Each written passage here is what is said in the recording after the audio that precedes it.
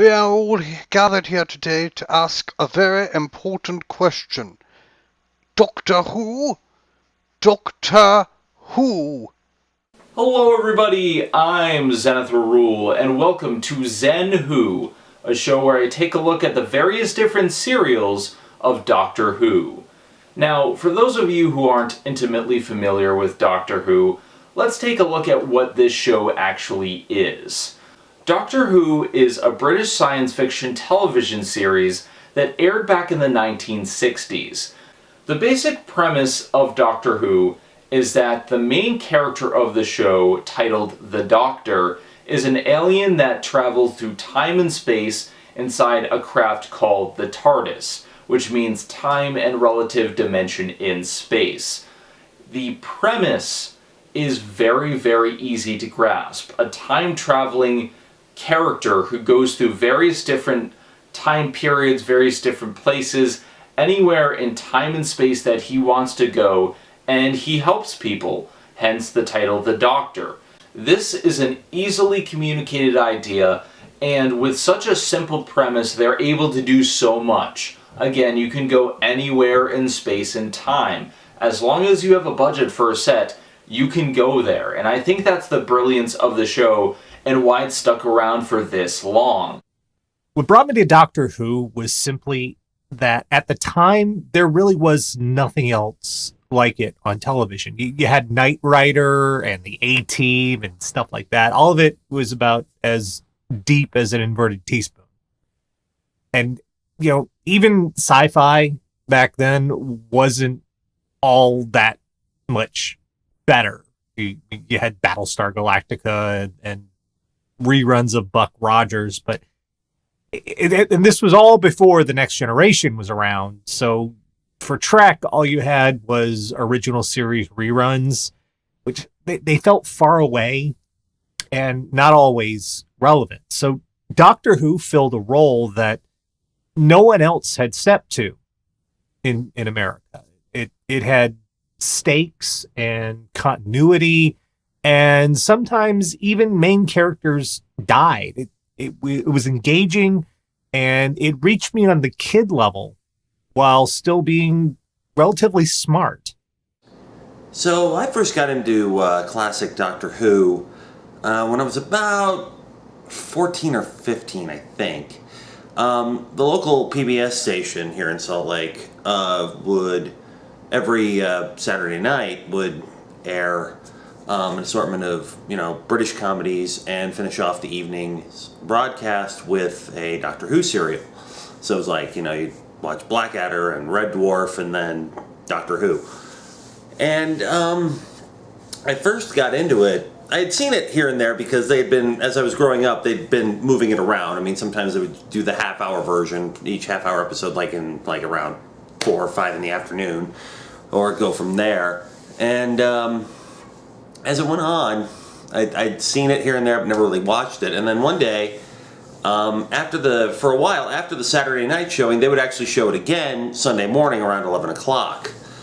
And so one Sunday afternoon, it was boring. I was by myself in the house, and I started flipping around the channels and landed on it. And what it was actually Tom Baker's last serial, not Castor of Alpha, Legopolis. I'm old enough to have watched Doctor Who on an aerial. This is before cable, before there was the internet, satellite TV, etc.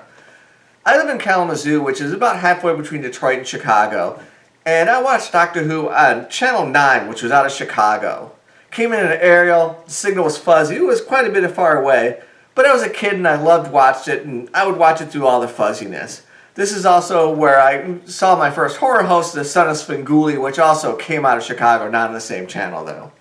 I knew that Tom Baker was the Doctor as far as everyone was concerned because, he was the one that was the Doctor for the longest and still actually is. He still holds the record at 7 years as the Doctor. And so anyway, I was watching it, and much to my shock, that was where I first to the major things and actually started getting the series, and what it was all about.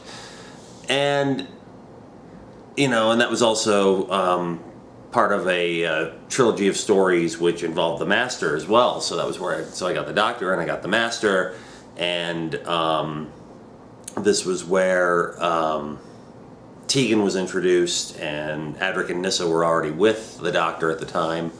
Anyway, and then much to my surprise, the serial ended with the Doctor falling off a radio tower, and that's when he regenerated. And when that happened, I was like, wait a minute, so he's somebody else now. That's interesting and different. And then, I had to stick around, and then that next week I watched the next serial, Castrovalva. And I liked what I was seeing. I liked Peter Davison as the fifth Doctor. And that pretty much got me started. I got hooked. I started looking around at a few local bookstores and comic shops and whatnot, because there was a comic shop in downtown Salt Lake which had a huge amount of other stuff. It was like it did comics, it did role-playing games, it did books, it had like everything. It was a massive store. It was great. Anyway, I found an actual Doctor Who role-playing game, which was called Time Lord. And it pretty much served as a role-playing game. It wasn't that great. The rule system was a little hard to follow and figure out. But in terms of being more or less an encyclopedia of Doctor Who, that was a pretty good primer on the show. And that's where I found out that the Doctor regenerates and how long the series has been around, and that at that time there had been 7 Doctors. So, that's where it really got in there, and I, devoured that, and, and for the longest time I watched on the PBS station every week, faithfully, waiting for them to cycle around. Once they got to the end of Sylvester McCoy stories, they cycled back around. They usually started with the beginning of the John Pertwee years, which I already knew about, so it wasn't a huge surprise. Then, it was, got through most of it. Found the Sylvester McCoy stories a little weird, because there was a lot of them that started in media res, where the Doctor already knew what was going on, was just actively going in to stop it. But the writers would never, you never figure out, often with Sylvester McCoy stories, you wouldn't figure out what was going on until the very end. And then it all worked out. Then later, when I got older and home video became more of an option, I was able to go back to the earlier Doctors, and it added a whole new appreciation for what I'd seen and how it got there. And I gotta say, Hartnell, his era is kind of whiplash compared to the stuff in the 80s Doctor Who, and that's not even to say the modern series. It's very different. Of all the old Who, my favorite was always Peter Davison. And that was a time when they tried to go back to a more science approach than a more science fantasy approach. Science in Doctor Who has always been relatively poor. I think my second favorite of those were Pertwee, who was the third Doctor. He was trapped on Earth for a lot of his run, and it was more James Bondy, more kind of cool, and that's where the Master first showed up. So it was one of those things where it was like, I've been through it, and that's really cool and all, and now what? And then in 1996, the movie came out. The Fox TV movie with Eric Roberts, and I don't care what anyone says, I like this movie. Yeah, it's cheesy and wrong, but that's what classic Doctor Who always has been. And Eric Roberts is no worse at chewing the scenery than Anthony Ainley was when he was the Master, or John Sim at the end of the Davies run. Okay, let's cut Eric Roberts some slack for the one weirdly delivered line that everybody wants to meme. But and I enjoyed it, and that was great, but obviously it didn't go anywhere. It was meant as a backdoor pilot, and it didn't do well enough to justify a new series, so. But, yeah, that was pretty much how I discovered Doctor Who and became a lifelong fan of it, especially the classic series. Don't get me wrong, the modern series is good, but I still prefer the classic series and the classic Doctors to most of the modern stuff. I mean, that's I mean, that's part of the reason why, I don't really have any of the modern stuff, but I've got the Sarah Jane Adventures up here because I really enjoyed School Reunion and seeing Sarah Jane again, and I got a chance to watch this. And the Sarah Jane Adventures has the feel of classic Doctor Who. It feels more like classic Doctor Who than modern Doctor Who does, quite honestly. There's some fun stuff in all of them, and of course Tom Baker had the longest run of the Doctor and had some great stories, especially when they kind of got into the Victorian Gothic kind of stories. One interesting thing about this is I actually saw live when Channel 9 broadcast was hijacked with the famous Max Headroom incident, and you kids can look that up on the internet. It was pretty surprising to see that. And this is long before people thought about hacking or cracking or any of that kind of stuff. One interesting thing about old Who, and especially when you're a kid watching it, is people don't realize, because the new ones are an hour long, that these were all half-hour serials. And American TV would paste them together into one movie-length thing, usually 2 hours, because most of them were 4 episodes pasted together. Sometimes they'd be 5, sometimes they'd be 6 episodes. And sometimes some of them would be shorter, 1 or 2 episodes. And they would have a very Raiders of the Lost Ark type feel, because they were serialized. And every serial would end with the monster almost ready to kill a doctor or a companion, and then the next one would end with him just getting away in some manner. It was a very interesting thing to watch as a kid, and it was very fun. And I can still go back and watch some of them now, and still enjoy them. I watched them on TV up until Colin Baker, and I saw the Sylvester McCoy episodes through tape trading, basically. And then I saw the Fox TV Doctor, and then, of course, the new stuff that comes out, and I just watch that regularly by buying it, basically. Anyway, what really, I got to thinking about it, why it was that Doctor Who had grabbed me, when most major sci-fi series and franchises don't.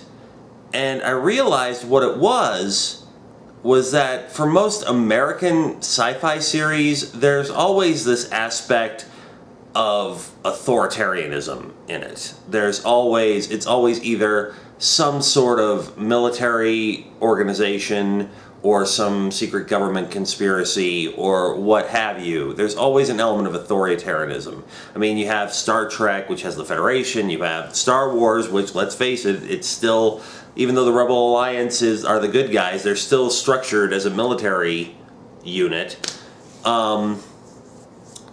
Battlestar Galactica, same story. Buck Rogers, all of that. It's all kind of X-Files, they're FBI agents. There's this very authoritarian streak in American science fiction television that tends to just kind of go, and never really appealed to me. I've never really been into that kind of sci-fi. It hasn't really done much for me. I mean, I like certain things here and there about all those franchises that I've mentioned, but by and large, not really my bag. And Doctor Who was different because occasionally, yes, there would be this military influence, they were almost always the antagonists, or just operating under a military mindset with the Doctor butting heads, most oftenly, personified by the Brigadier in the classic series. Although the Brigadier would mellow out sometimes, depending on who was writing him and where in his career this was. I mean, as he got older, he got a lot more mellow. Again, season 2, finale of season 2 of the Sarah Jane Adventures, the last on-camera appearance of the Brigadier. So yeah, if you haven't seen those episodes, you should. He hasn't lost a step. It's great. But yeah, what it was is like the Doctor would go and he would solve problems on his own. He didn't really want the military's help, kind of resented, especially during the Pertwee years when he was exiled to Earth and was forced to work with UNIT just so he could have the material that he needed to try to fix the TARDIS on his own. It didn't really it was the fact that the Doctor would come in and he had ordinary people with him who had skills that could be used, for whatever reason. But they could get it, but it could work, and that was fine, and there was a lot more variety in the kind of companions. Yeah, there were a lot that were from modern, late 20th century Earth, but there were just as many that were from other planets and other societies and other times, and I really wish the modern series would realize that and start working that a little bit better, But yeah, it was the fact that it wasn't the same as everything else. It was the Doctor going in and dealing with a problem and moving on and dealing with the next problem. And that was really, really kind of cool to me. And that's really where my heart lies when it comes to science fiction. I don't really care about, military things or government-funded type stuff in sci-fi. I don't care. I don't dislike it, but I really don't care. So that's kind of why I've never been able to get into a lot of sci-fi on TV and in the movies. Stuff I like but not really into. And Doctor Who was the first real thing I got into with the classic series. A lot of that had to do with just how TV was made in the 60s. And it feels almost like a completely different show, but Hartnell, he had to do a lot of the heavy lifting for everything to follow. He had to establish everything, and not only that, he had to make it plausible and worth investing in. And he managed to accomplish that. Where to start with William Hartnell? Well, he's the Doctor, though not the Doctor. He's the person the Doctor was. The Doctor was a nickname he used before making his actual identity. He's unreasonable, angry, unrestrained, and takes few craps. He's the Doctor unvarnished, without all the years of humans affecting him for the better and for the worse. No matter what showy new exterior each incarnation gets, this wily old man is the heartbeat buried deep within. Hartnell's not my favourite Doctor. I doubt he's many people's favourite, but I do appreciate him. The pacing of the old shows, the black and white in effect, are an insurmountable barrier for many to know and enjoy this guy. The purest form of the Doctor. And it's really sad. I can't remember the first time I saw him. Looking back, it was probably the Five Doctors, where Richard Hurndall played the first Doctor. But as a tribute to Hartnell, they played a short clip of him from the Dalek invasion of Earth at the start. It can be pretty confusing for a kid to have a main character gain a foot in height and change actors in the space of a few minutes. Hartnell's edge is something that few of the later Doctors even attempted to match. Though with 6 and 12 coming close, it's nice to know the show remembers its roots every 5 or 6 incarnations. Rest in peace, William Hartnell, but long live the first Doctor. And by most estimates, for about 400 years. As far as William Hartnell goes, I didn't really get a chance to see. Like I said, the PBS station tended to just cycle through Doctors 3 through 7 and didn't really show a lot of the Hartnell and Troughton stuff. And I didn't really get a chance to see Hartnell until much later when they started putting all the serials on DVD. And I got a Netflix account, so I decided, hey, you know what, I need to see some of these, and I discovered that some of the stories which seemed kind of interesting, I would grab and watch. And Hartnell's just a delight to watch. He is everybody's favorite crotchety grandpa. He's not...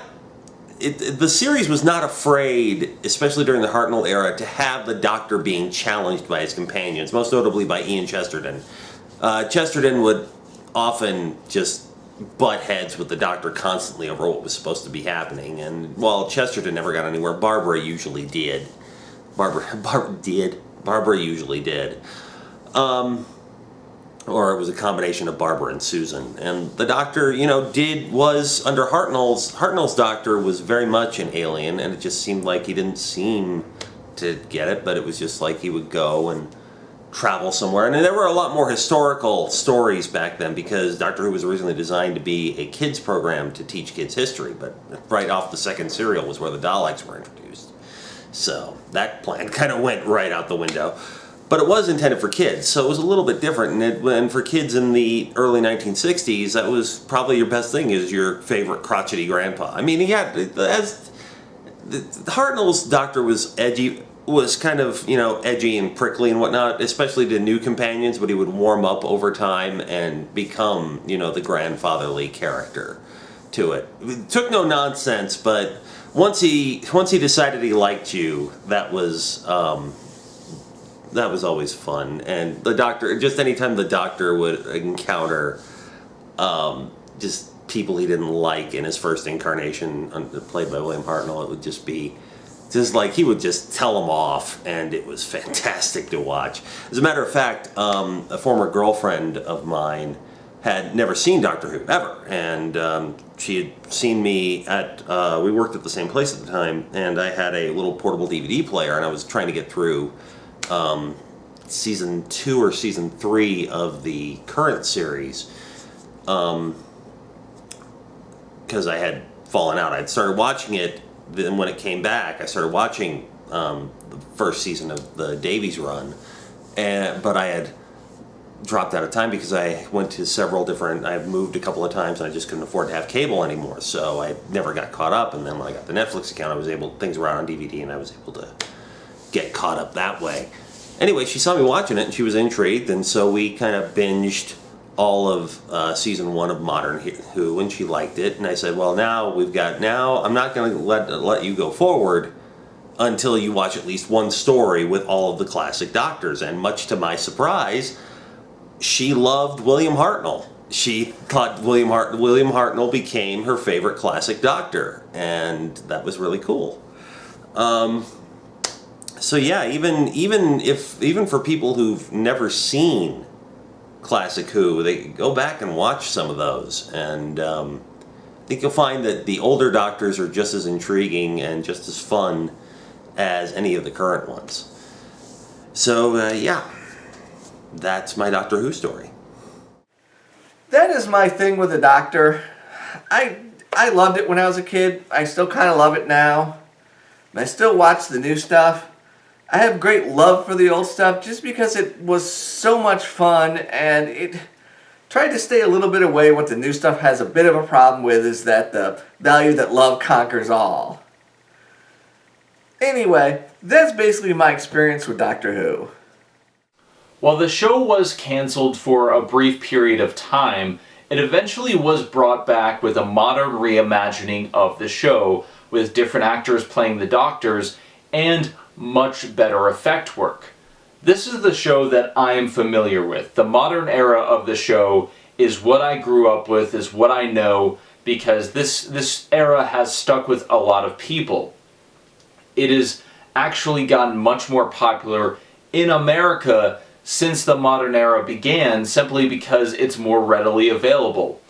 You see, back in the early days, television series weren't available for purchase the same way that we think about it.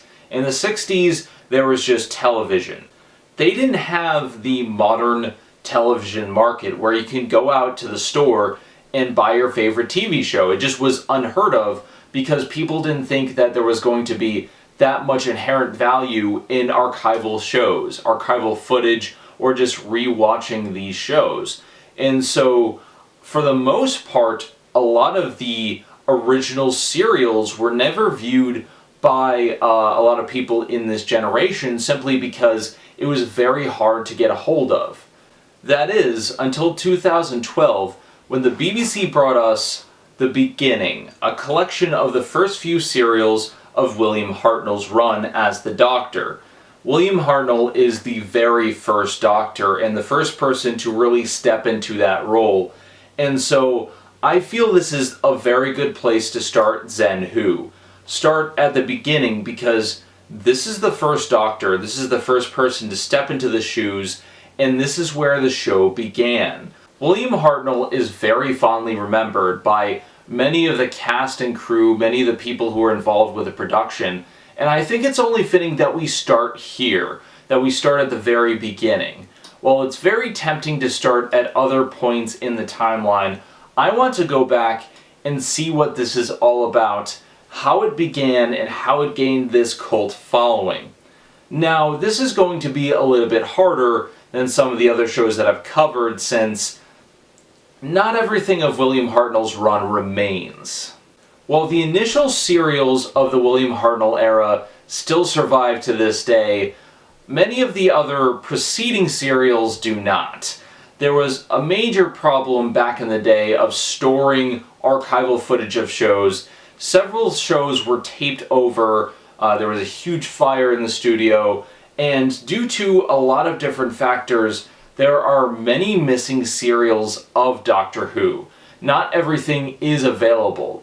With that being said, there are recreations of most of the serials available from the BBC with different animation, and unlike Ian Levine's Shada, which I have covered in the past, this is official animation from the BBC, so it'll be worth covering just for that.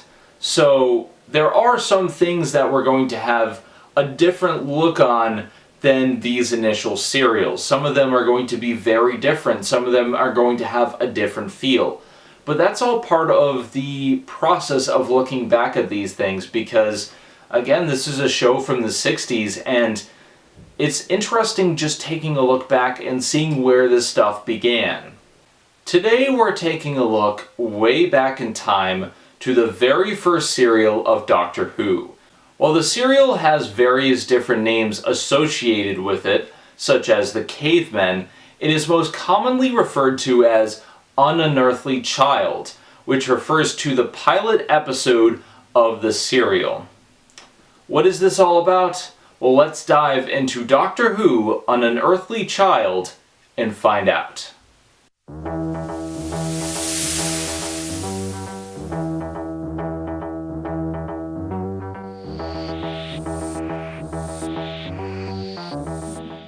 Hey, this is Megami33. Thank you for watching Zen Who Review. Don't forget to like, comment, and subscribe for more awesome videos. If you like what you see, check out the Patreon page at patreon.com/Zen Who Review.